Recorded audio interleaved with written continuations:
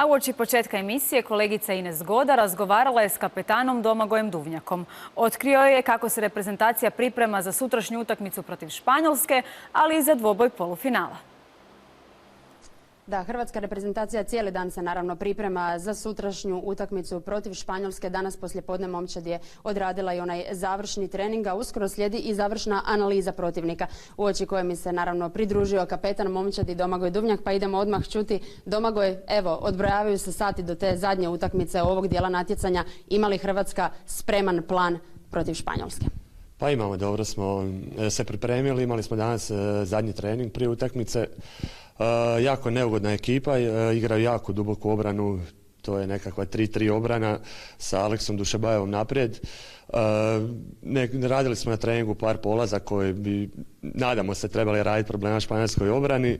A što se naše obrane tiče, moramo nastaviti tamo gdje smo stali. Znači čvrsto, gusto, agresivno, sa što više lakih golova i ja se nadam naravno da pobjedi.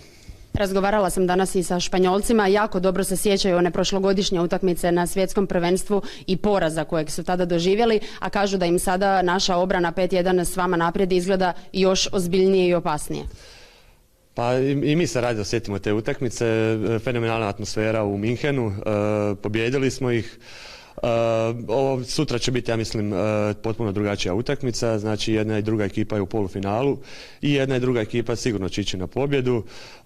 Vidjet ćemo kako će se utakmica odvijati, mi smo spremni i nadam se da ćemo imati 7 od 7. Da, pretpostavljamo da nema tu mjesta kalkulacijama bez obzira na to što se sve to tamo događa u onoj drugoj skupini.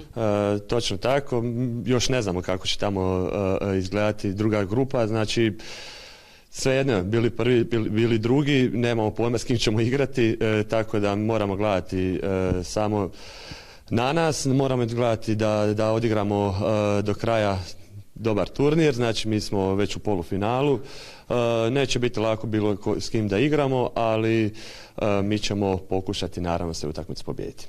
Jučer su priliku dobili mlađi igrači, odnosno igrači s manjom minutažom. Kao kapetan momčadi, jeste li zadovoljni kad ste gledali s klupe što su sve pokazali na terenu? Dečki su fenomenalno odigrali utakmicu, nije lako odigrati takve utakmice koja ništa ne znači, ali opet ovo je europsko prvenstvo, njima je dobro došlo. Od prvog do zadnjeg odigrali su fenomenalnu utakmicu, pobijedili smo što je najbitnije, svi su zdravi i jedva čekamo sutrašnji dvoboj.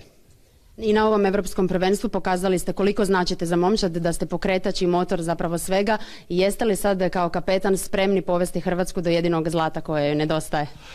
Pa ja bih prije svega rekao da su oni navijači naš pokretač. Fenomenalna atmosfera i u Graciju i u Beču. Ja sam ovdje, ja se dobro osjećam, pomoći ću ekipi koliko god bude mogao.